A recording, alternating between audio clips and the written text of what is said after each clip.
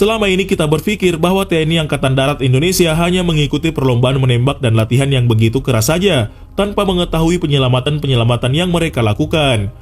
Beberapa waktu lalu, TNI Angkatan Darat Indonesia menyelamatkan sandera dari sebuah perkampungan di Papua yang dikuasai oleh kelompok bersenjata. Penyerangan tersebut dilakukan pasukan TNI Angkatan Darat di Kampung Binti dan Kimbeli, Tembagapura Timika, Papua, dan berhasil memukul mundur kelompok kriminal bersenjata atau KKB yang menyandra warga sipil. Dalam operasi yang dilancarkan tersebut, TNI mengerahkan beberapa pasukan Kopassus antara lain Batalion Infanteri atau Yonif 751 Raider, Peleton Intai Tempur atau Tontaipur Kostrat, dan Yonif 754 Neme Kangasi. Seluruh sandera dan warga sipil selamat dan tidak ada korban dari pasukan TNI. TNI berhasil membebaskan sandera di Papua, dan Panglima TNI pada saat itu yakni Jenderal TNI Gatot Nurmantio pun mengapresiasi keberhasilan anak buahnya dengan memberikan kenaikan pangkat luar biasa kepada 68 personelnya tersebut. Namun 5 di antara personilnya tersebut menolak kenaikan pangkat dan sebagai gantinya, kelima personel berpangkat perwira pertama tersebut akan diberikan prioritas pendidikan mendahului yang lain. Peristiwa tersebut telah mencuri perhatian dari negara-negara di dunia dan mengakui TNI Angkatan Darat Indonesia sebagai pasukan yang menjunjung tinggi kedaulatan rakyat. Berikut daftar operasi yang dilakukan oleh TNI Angkatan Darat Indonesia yang mencuri perhatian dunia. Operasi Mapenduma. Tanggal 8 Januari 1996, 12 peneliti dari tim Lawrence yang sedang melakukan penelitian di Papua disandra anggota organisasi Papua Merdeka atau OPM di desa Mapenduma, Kecamatan Tiom Jaya Wijaya. Dunia internasional menyoroti peristiwa tersebut karena di antara sandra ada warga negara asing. Operasi pembebasan sandera pun dilakukan oleh satuan pasukan TNI yang terdiri dari Kopassus, Kostrat bersama prajurit Kodam Cendrawasih. Operasi yang dipimpin oleh Komandan Jenderal Kopassus ketika itu, Brigjen TNI Prabowo Subianto, berhasil membebaskan 10 sandera pada bulan Mei tahun 1996, dan 2 sandera lainnya dibunuh oleh pimpinan penyandera yang bernama Kelly Kualik. Keberhasilan operasi militer di Papua ini hanya sebagian besar dari berbagai kesuksesan operasi pembebasan sandera yang pernah dilakukan oleh TNI Indonesia. Salah satu operasi pembebasan sandera yang diakui dunia sebagai salah satu operasi militer pembebasan sandera tersukses adalah ketika pasukan Kopassus TNI Angkatan Darat beraksi di Bandara Dong Muang, Thailand. Operasi Woyla. Para personel Kopassus sukses melumpuhkan para teroris yang menyandra pesawat Garuda Indonesia pada 31 Maret 1981 lalu. Operasi melumpuhkan pembajak dari pesawat ini disebut sebagai Operasi Woyla dan melambungkan nama Korps Baret Merah di dunia internasional.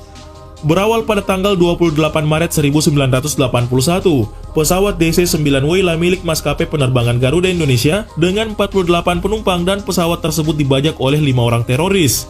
Pesawat tersebut dibajak ketika dalam penerbangan dari Bandara Kemayoran menuju Bandara Polonia Medan, dan kelima teroris tersebut ingin menerbangkan pesawat menuju ke Libya. Beruntungnya pesawat tersebut mendarat di Bandara Don Muang, Bangkok, Thailand, sehingga militer Indonesia bisa lebih leluasa melaksanakan operasi pembebasan sandera di tempat tersebut dengan cara mengirimkan pasukan khusus. Tanggung jawab untuk mengirimkan pasukan khusus diberikan kepada Letkol Sintong Panjaitan yang menjabat sebagai asisten 2 operasi komando pasukan Sandi Yuda. Komandan tim anti-teror dipimpin oleh Letkol Sintong Panjaitan dan disertai oleh 3 orang perwira menengah yang nantinya memimpin operasi di lapangan, yakni Mayor Sunarto, Mayor Isnor, dan Mayor Subagio HS. Mengingat kasus pembajakan DC-9 Woyla sudah diberitakan secara internasional, di seputar Bandara Dong Muang ternyata sudah penuh dengan aparat keamanan Thailand dan wartawan dari berbagai media massa internasional.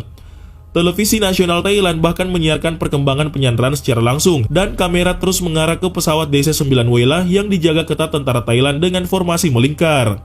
Untuk menghindari tembakan nyasar jika terjadi tembak-menembak dengan para pembajak yang bersenjata pistol dan granat, tentara Thailand membentuk penjagaan pagar betis sehingga para awak media massa terbatasi gerakannya dan terhindar dari peluru nyasar tersebut.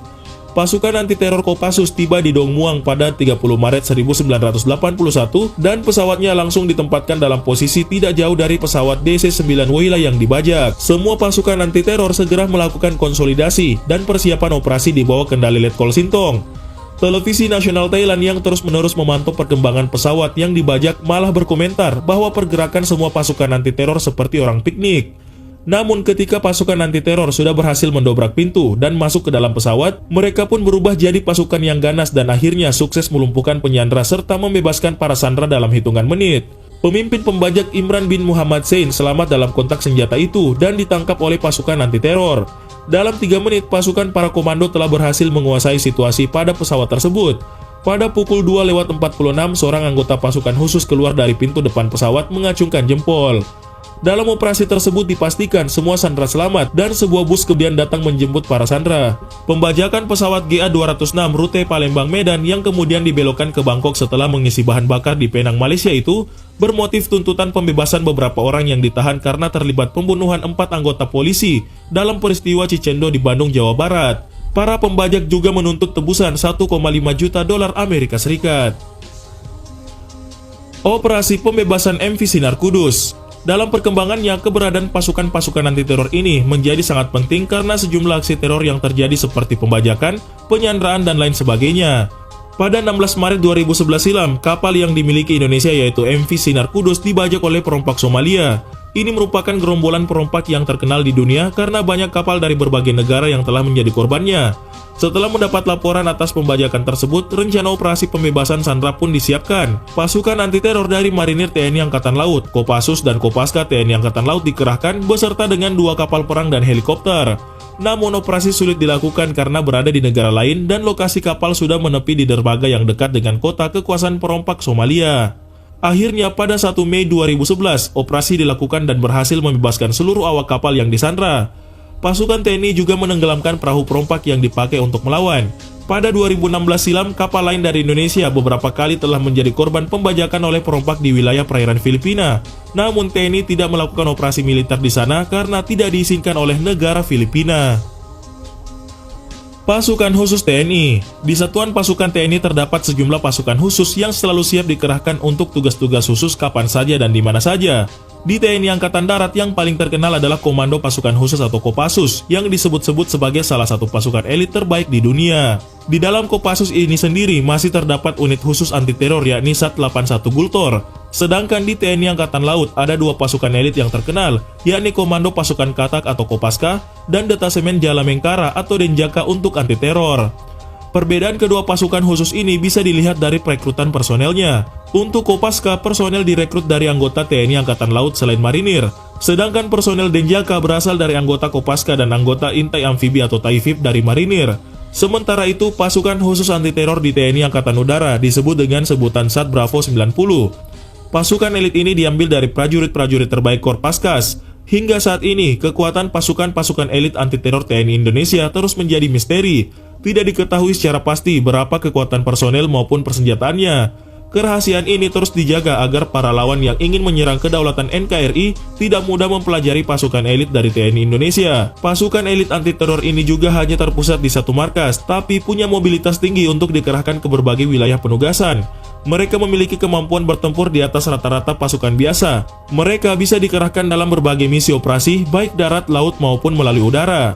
Pasukan ini terlatih melakukan operasi di atas kapal, gedung, maupun dalam pesawat. Para pasukan inilah yang selalu dilibatkan dalam operasi-operasi khusus, seperti pembebasan sandera dan anti-teror. Dalam operasinya, pasukan khusus biasanya bergerak dalam tim-tim kecil. Mereka bisa dikerahkan untuk tugas operasi sendiri, maupun bekerja sama dengan pasukan TNI lainnya.